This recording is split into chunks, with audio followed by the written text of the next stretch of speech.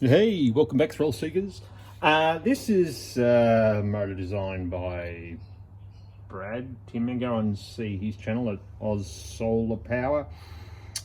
He's recently gone public with it, but a few of us have been working on it for about a year, and I've gone through so many different coil types, coil iterations. The coils, I think, the key here. The idea of this is that it's, well, go and watch Brad's Torque Force motor, he'll explain it a lot better. But basically the idea is that we're using metal plates here to go between magnets and coils. I'm about to abandon this project, so I thought I'd better do one final video just for posterity. These coils, the bobbins are 75mm long, and I've got 10mm square transformer eyes as the as the core material in there, silicon steel. And the wire, the magnet wire that's on there is 0.5mm, and there's 100 grams of that. I think I calculated it, it's over 700 amp turns, but sorry, I didn't count them, and my inductance meter isn't working for some reason, so I can't show you the inductance. But it's a fairly high inductance also because I've got these big ass silicon steel cores hanging off the back of those internal cores. And the reason I did that is because it drops the current draw from my power supply, and will also the speed increases. So for me, the key here, if you're embarking on this, is that you need a fairly high resistance coils with high inductance and a lot of turns. And that's the main thing I've learned from this, I guess, and that it doesn't take a lot of current in that situation to get a good deal of magnetic flux.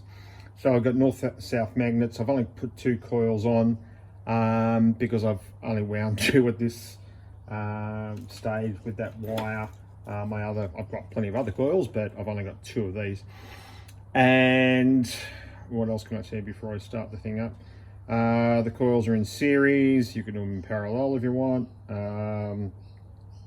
I've tried every different configuration, and the idea is that you should be able to get attach another stepper motor to this or something like that and get that running. I have had no success with that. I've tried different configurations. I've tried gears. I've tried putting magnets around the outside of the flywheel, on the top of the flywheel, and sticking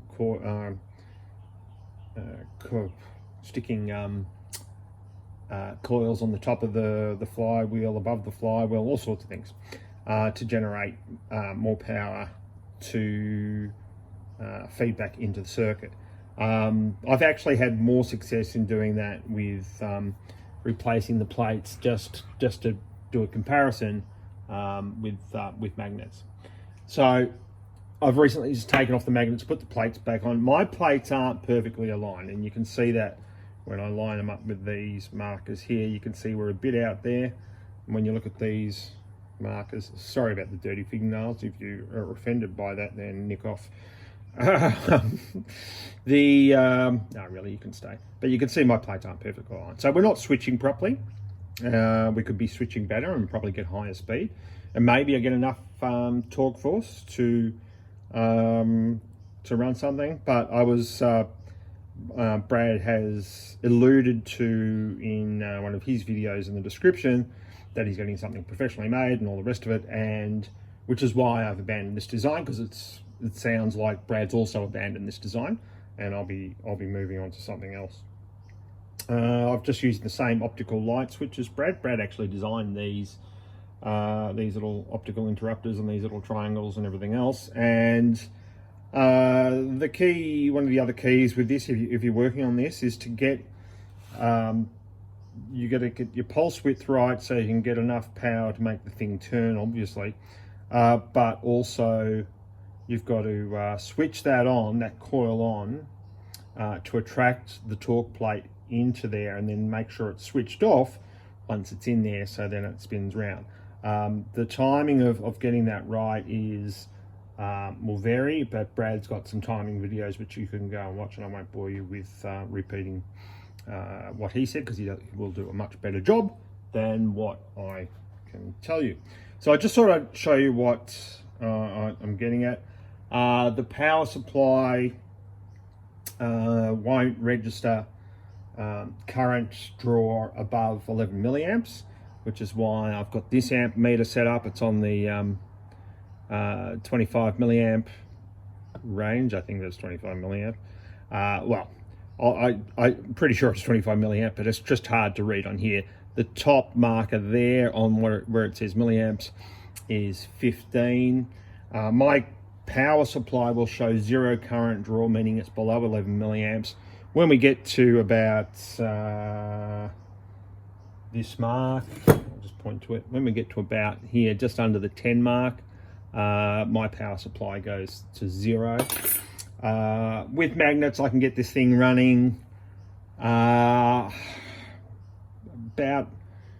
3. What did I have? 3. No, I had. I think I had. I've written it down and it's in videos, but for 3 milliamps, you know, I'm getting close to 300 RPM with magnets. This doesn't perform as well as magnets, but the magnets, you know, give you a whole heap of other problems as well. So I'll just give you a run and show you where we got to, and we'll do a speed check. The ball is actually here for a reason, because when I see that ball start to move, I know that I'm approaching 200 RPM, because this has a wobble at the bearing around approaching 200 RPM. So that just tells me it's time to pick up the tachometer and give it a measure. So I'll spin it up, because I don't like the spikes on my meter at the start when it's running slow, because it draws obviously a lot more current then, and I don't want to do that to my meter. So I'll just give it a bit of a spin. I'll switch her on. You can see what's happening to the meter there, hopefully. Let me just check the camera.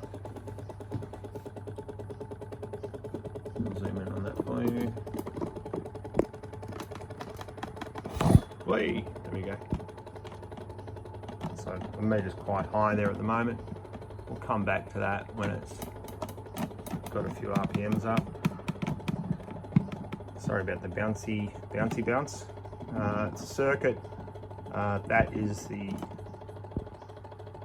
That's the magnet wire I'm using. The label off the bobbin. 100 grams of that.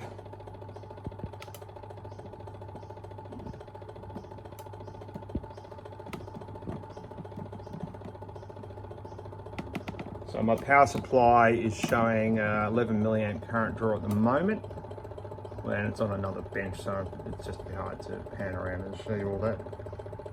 And that other bench is actually messier than this one, believe it or not.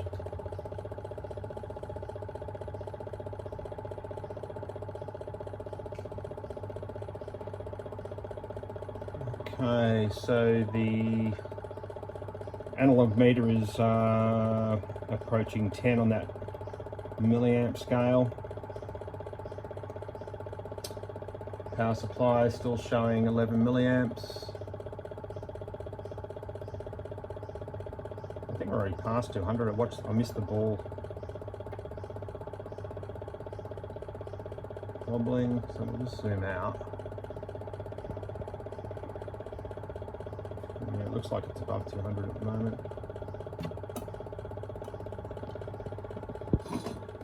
It would have been better to do it without the tripod.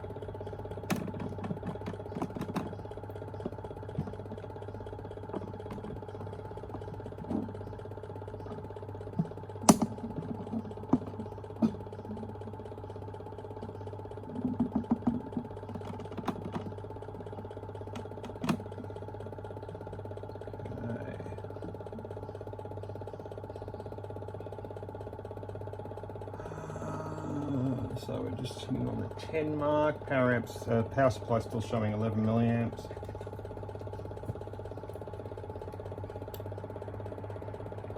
And this is saying 250 RPM. Oh.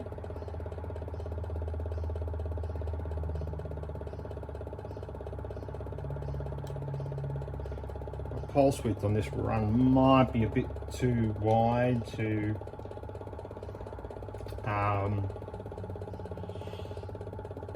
get below that 11 milliamp mark on my power supply, but you can see there, or hopefully you can see there, it is.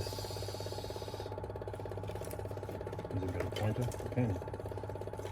It is just hitting just below the 10 mark on the meter there. You can adjust the timing on the fly, but that Brad has a whole video on the timing. Yeah, I'll be abandoning this because I've spent a year on it. Brad's abandoned the motor as well, so I think I'll be moving to another project, and it'll be based around what I've learned about these coils and their magnetic flux. But you can let this run, and it will keep gaining speed for probably about at least 15 or 20 minutes. It'll keep gaining speed. At this run it may get up to 300 RPM, but sounds like it's still increasing. You can see the current going down there as well, so that's an indication that it's gaining speed and we're getting a shorter pulse width. 260. Wait a minute. Oh no, 252. Oh jeez. Oh, I'm right off. Okay, making a liar out of me. It's not going to gain speed, so it looks like it may have topped out at 253.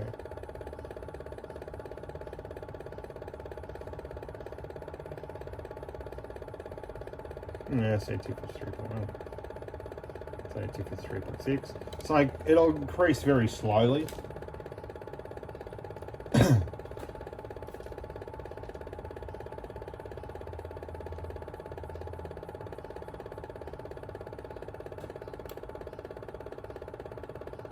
Engineers.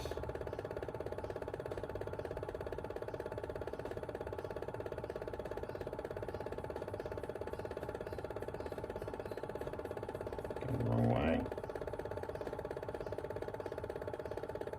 And I've just increased the pulse width there by that timing adjustment because our current draw has gone up.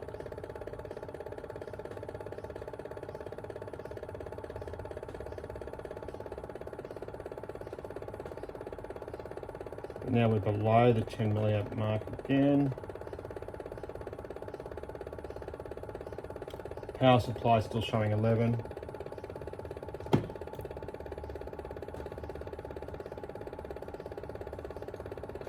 As I say, the power supply will not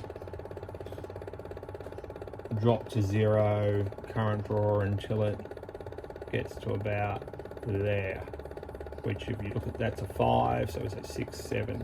About 8, which I guess if you're, when you're talking about peak spikes in the current as well, that's probably about right. We're still drawing at least 11 milliamp. I was hoping to get down lower than that just for this run. Certainly. With the magnets, it'll go down to about just before this red mark here, or around this red mark here.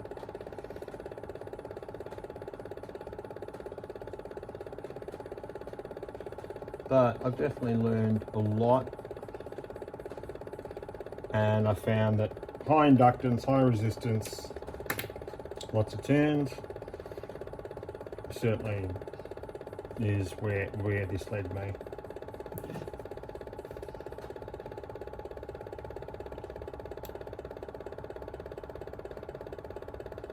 Sucks. 253. Anyway. It sucks because I've had runs a lot higher. But yeah, you could be doing a lot of jiggery pokery on your timing for an hour, which I've done many times to get the timing right and getting the current draw right. But you know, life is short. So if you're working on this, good luck. I really hope it hope you get itself running. I've been unsuccessful, but I've certainly learned a lot, and I thank Brad for that. And I will be moving on to something else. So thanks very much, everyone. If you want to share that, that's fine. If you don't, that's fine too. If you want to leave a comment, I will respond. If you have any questions about what else I've used here, or what the circuit is and everything else, just let me know. But I'm using pretty much, I thought, as close to the components and the elements, even down to the flywheel, which is a 3 kilo flywheel out of an exercise bike. So the videos that you see on Oz Solar Power, certainly I've tried to match everything as closely as I can. The unknown was the actual coils, and that would be the bit that is different here. So you can spend a lot of time building this, and if you do, good luck. Hope you build something, and if you do, I certainly hope you open source it like everyone else is doing. Thanks very much, thrill seekers. Till next time. Have a sensational 22. Hopefully it's not as eventful as the last 2 years. And speak soon. Bye bye.